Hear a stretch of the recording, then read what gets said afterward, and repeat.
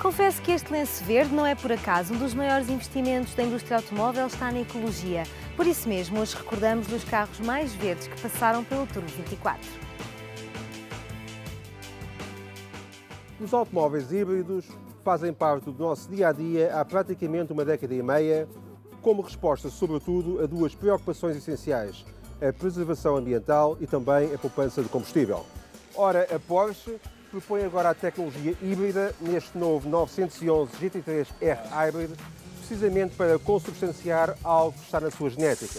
Falo naturalmente da performance e da competição.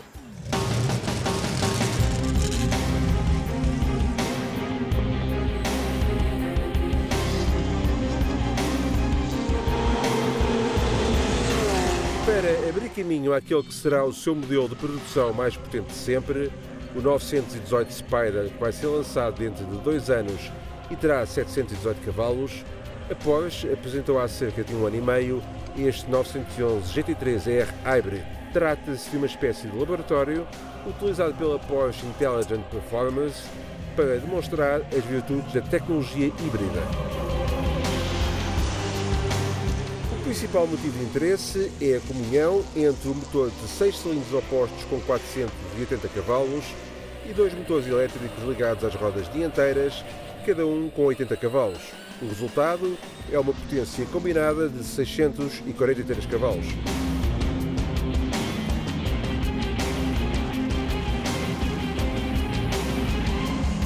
Até aqui, nada de especial, não fora o facto destes motores serem alimentados não por uma bateria convencional, mas por uma roda de inércia. Esta transforma a energia elétrica em energia cinética produzida, por exemplo, durante a desaceleração e travagem, conforme nos explica Daniel Armbruster, vice-presidente da Porsche para a área das novas tecnologias. The main advantage of this system is, in the past you have wasted the brake energy by heat, for example. So you brake only by mechanical devices. Today we are using electrical braking and we can generate energy. With this energy we can increase the performance of the car in one hand, but also we can reduce fuel consumption.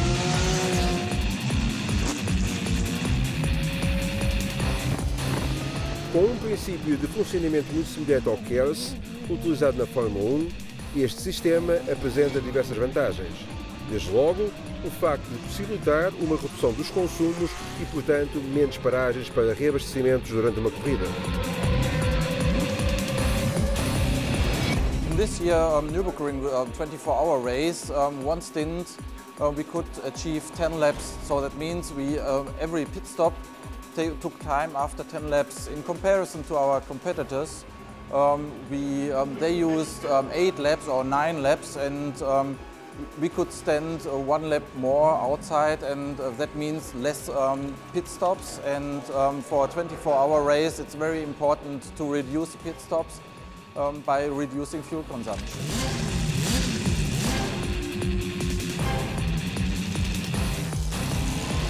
Fundamental é o facto de a roda de inércia produzir quase instantaneamente uma dose massiva de energia que liberta igualmente de forma repentina quando o piloto dela necessita. Durante 6 a 8 segundos, o piloto tem assim disponível uma dose adicional de 160 cavalos que fazem toda a diferença, por exemplo, à saída de uma curva, como nos explica o piloto Pedro Marreiros.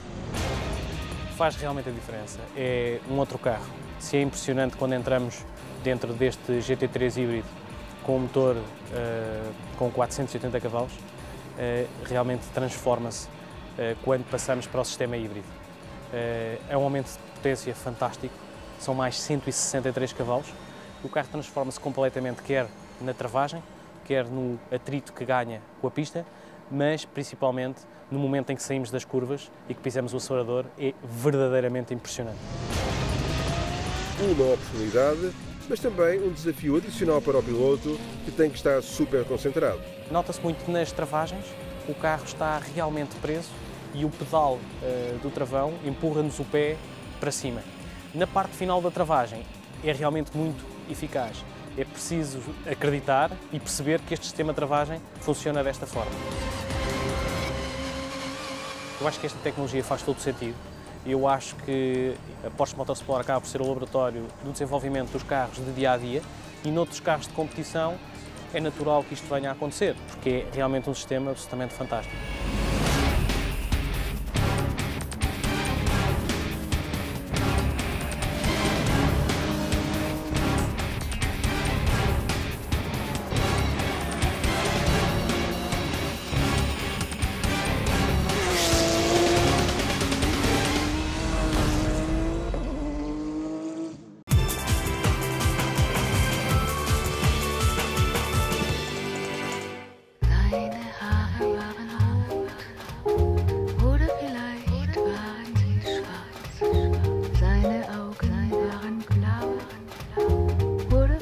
O novo Citroën DS5 é o mais inovador de todos os Citroëns dos últimos tempos, graças ao casamento ideal entre a tecnologia e o design.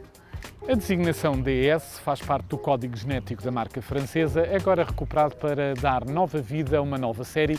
Começou no DS3, continua no DS4 e culminou na apresentação agora do DS5 no topo da gama. Esta é uma homenagem ao património da marca francesa, tantas vezes referenciado, nomeadamente por Roland Barthes, que no seu livro Mitologias dedica um capítulo à história do lendário DS, um dos modelos mais emblemáticos da Citroën, considerado pelo autor como um dos mitos da indústria automóvel. Mas voltando ao DS5, nunca um topo de gama da Citroën foi tão longe na exaltação da tecnologia e do estilo, dado por um desenho exterior que tenta juntar num só corpo os perfis de uma Shooting Brake e de uma berlina coupé num exercício de estilo já tentado por outras marcas sem sucesso. No design, o destaque vai para vários apontamentos, como o sabre cromado que separa o capô e o guarda-lamas da frente, a enorme superfície vidrada formada por 12 vidros, sim, ouviu bem, são mesmo 12 vidros, as jantes de 19 polegadas, detentoras de um desenho específico, e as ponteiras de escape em forma de trapézio. No seu conjunto, estes pormenores dão à carroceria do DS5 um aspecto compacto e robusto, transmitindo uma sensação de qualidade muito forte. Qualidade que se estende ao interior, onde o estilo segue as pisadas do desenho exterior. Para além de excepcionalmente bem equipado, os lugares da frente fazem lembrar o cockpit de um avião pela disposição e natureza dos vários comandos, juntamente com a divisão do teto panorâmico. A consola central, volumosa, parece a do Porsche Panamera, com uma fila de botões de cada lado. Aí estão também os comandos do sistema Head-Up Display, bem como 2 compartimentos para óculos. O objetivo é que o condutor tenha tudo à mão para se poder concentrar mais na condução. Ele dispõe à sua frente de um volante que assume uma posição correta, mas que tem um pormenor que não apreciamos. A base é demasiado cortada, o que torna o contacto com o volante um pouco estranho quando vira.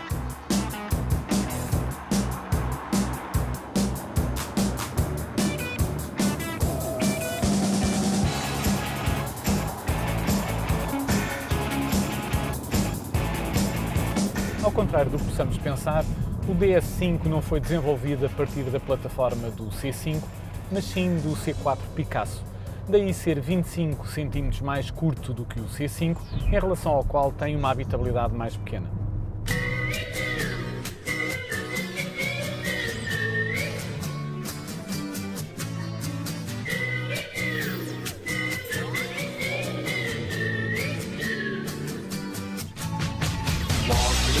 O perfil tipo coupé do Tejadilho, apesar de beneficiar a estética, cria constrangimentos na acessibilidade dos passageiros ao interior, ao contrário da mala, onde o amplo ângulo de abertura da quinta porta facilita a arrumação.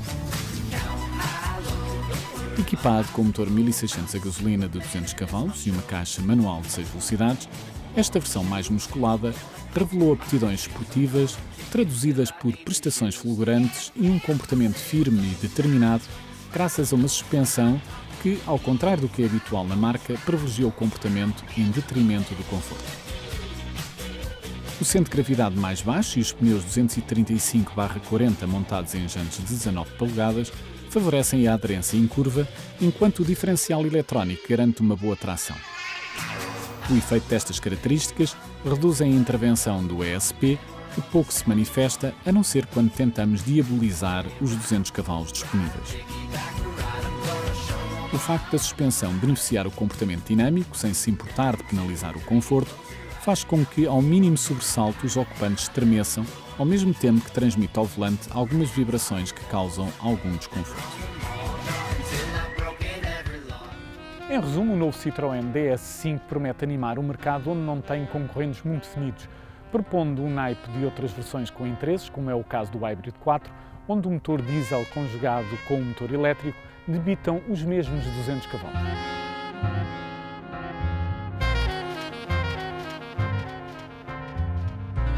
Quanto a preços, esta versão do DS5 THP de 200 cavalos custará sem extras qualquer coisa como 40.500 €, quando chegar ao mercado em abril com o resto das outras versões.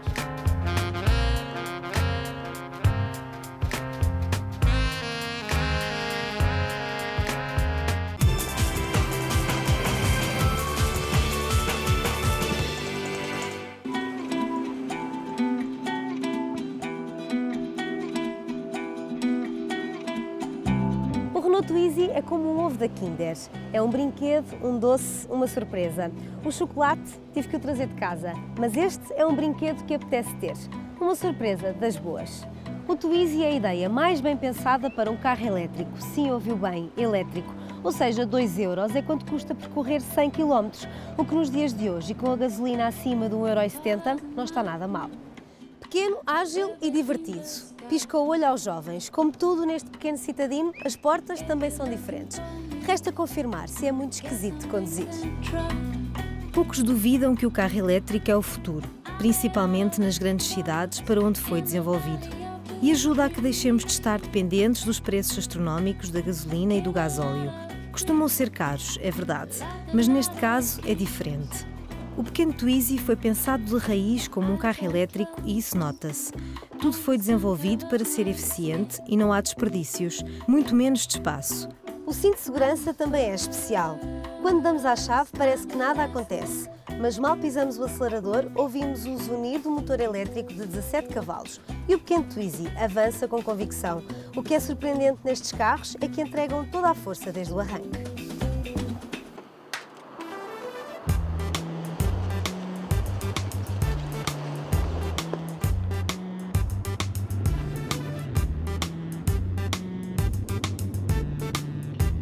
Cá dentro parece uma moto, com espaço para 2 passageiros, um à frente do outro. Mas atenção, que não convém deitar o Twizy nas curvas, nem tocar com o joelho no chão, como o Valentino Rossi. É surpreendente, mas aqui sentimos-nos como um carro normal. O interior não podia ser mais simples. Só os comandos essenciais e todos à mão, mas nada de luxos. Quando chove, é mais complicado por não poder ter portas integrais. Existem 2 motores à disposição no Twizy, este mais potente com 17 cavalos e um com apenas 10. A vantagem deste último é que pode ser conduzido por jovens a partir dos 16 anos. Em qualquer um dos casos, a aceleração é vigorosa e o arranque é muito rápido. O Twizy alcança os 80 km por hora, mas mesmo a essa velocidade nunca perde a compostura e muito menos a segurança. O limite de velocidade ajuda também a poupar a bateria para que a autonomia dure. A Renault promete uma autonomia de 100 km, dependendo do tipo de condução. Mas para quem faz vida praticamente na cidade, é fácil perceber que uma bateria dá para toda a semana de trabalho. E o custo de carregar a bateria numa tomada doméstica é de menos de 1 €. Numa tomada caseira normal, a bateria demora 3 horas e meia a carregar. O negócio que a Renault propõe para os seus carros elétricos passa por um aluguer mensal das baterias. Neste caso, custam apenas 50 € por mês. Mas todos os problemas que possam existir ficam do lado da marca, o que aumenta a confiança dos proprietários. O Twizy pesa apenas 420 kg sem passageiros e 1/4 desse peso é da bateria de íons de lítio, alojada debaixo da zona dos assentos. O espaço para as bagagens não é muito, mas oferece mais do que uma moto. O que mais me agrada é que o Twizy passa em zonas estreitas como uma scooter.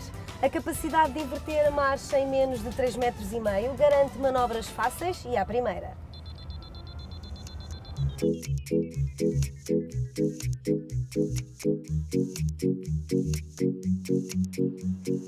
Outra vantagem é que para os 2,32 metros de comprimento, menos 37 centímetros do que o Smart, há sempre um espacinho livre, porque é possível estacionar de lado. Basta pensar no jeito que dá nas zonas históricas. A posição de condução um pouco mais elevada permite uma boa visibilidade de tudo o que se passa à volta do pequeno Twizy.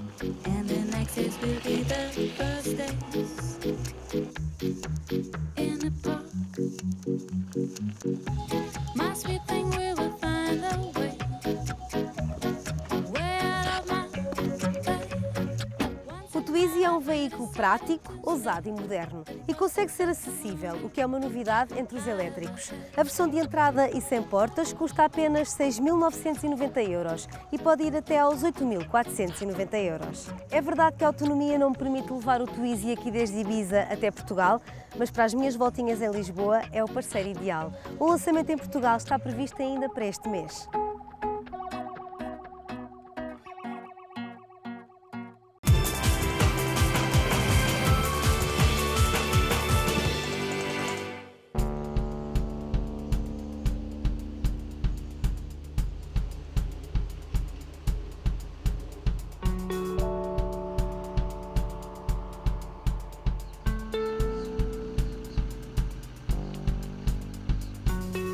A Toyota foi a primeira a perceber as novas tendências e a lançar-se na tecnologia híbrida. Começou com o Prius e já vai no Yaris. Um carro, 2 motores e 3,5 litros aos 100.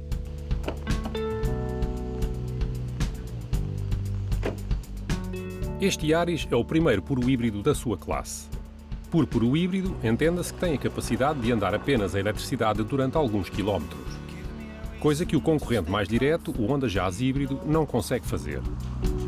Esclarecida esta questão, importa acrescentar também que este passa a ser o Yaris mais potente da gama, com 100 cavalos de potência, mas capaz de gastar apenas 3,5 litros aos 100.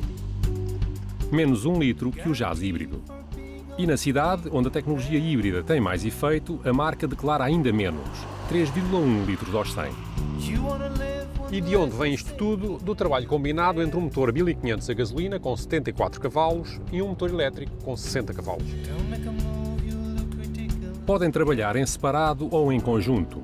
Neste caso, e porque nunca se consegue extrair o máximo de ambos os motores ao mesmo tempo, a força combinada fica-se nos tais 100 cavalos de potência. O motor elétrico recebe energia de uma bateria de níquel.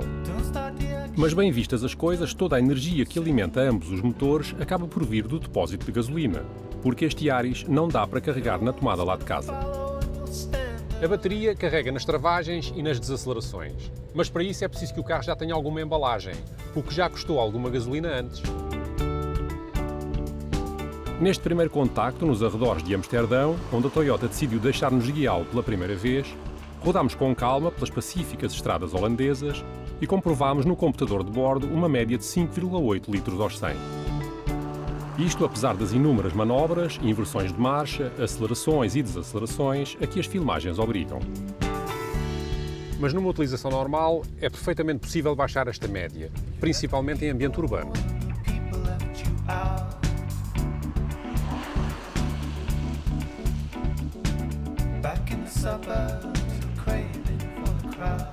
Híbrido por dentro e híbrido por fora, este Yaris tem também uma aparência específica. Os faróis têm mais LEDs, a grelha cresceu para arrefecer melhor o sistema híbrido e as jantes são diferentes. Os pneus também são de baixo atrito para poupar umas gotas.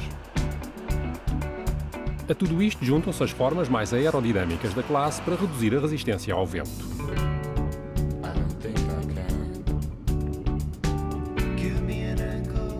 E aqui dentro as diferenças notam-se em tons de azul celeste, ou elétrico se quisermos.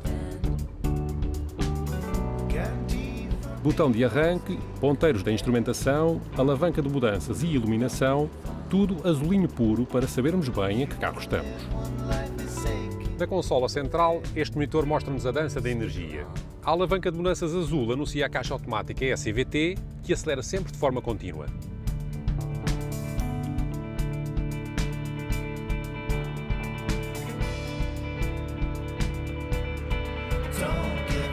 desde o arranque até aos 50 km/h, o Yaris híbrido opera automaticamente no modo elétrico. Mas o condutor também pode escolher esta função quando quiser, desde que a bateria tenha carga suficiente e até um máximo de 2 km. Podemos também selecionar o modo Eco, que atenua os exageros no pedal do acelerador e permite reduzir cerca de 10% nos consumos em comparação com o modo normal. Feitas todas as continhas, a marca afirma que é possível fazer mais de metade de um percurso diário no modo elétrico puro. O Yaris híbrido chega a Portugal já em julho, com 2 níveis de equipamento, o Comfort e o Sport. Em ambos os casos, o recheio é mais completo que nas versões gasolina e diesel do mesmo nível. O ar-condicionado automático está sempre incluído, assim como o volante multifunções forrado a couro e o sistema Toyota Touch com ecrã tátil a cores. Mesmo assim, nem tudo são rosas. O Yaris híbrido custa 19.500 €. Dinheiro suficiente para comprar qualquer utilitário diesel, incluindo o Yaris 1.4D, que é 2.000 € mais barato. Isto de ter consciência ecológica ainda sai caro.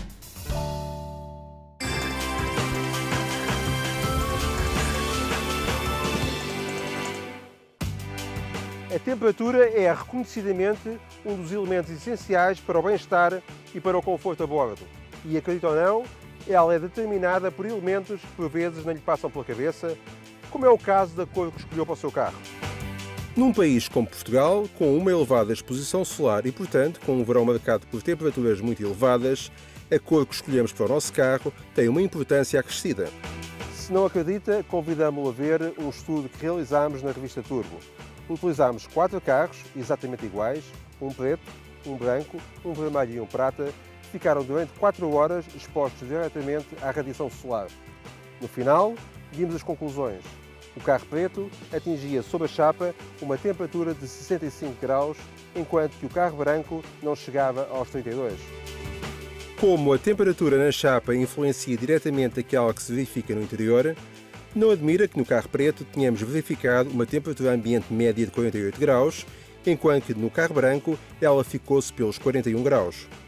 Já num carro vermelho, a temperatura na chapa alcançou os 46 graus e no interior 45.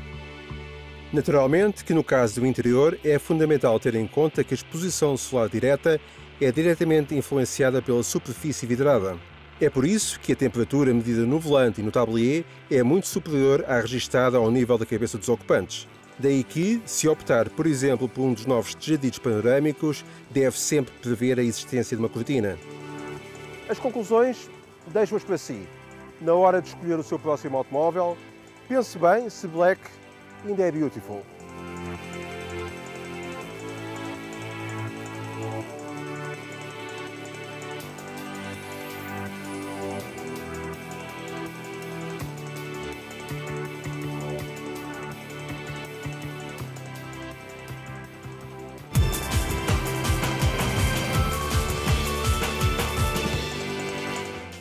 A Karina mostrou-lhe os SUV, eu trouxe os ecológicos, mas está a faltar qualquer coisa, não acha? Para a semana, a Ana Gaio conduz o best-of dedicado aos desportivos. Acho que não vai querer perder.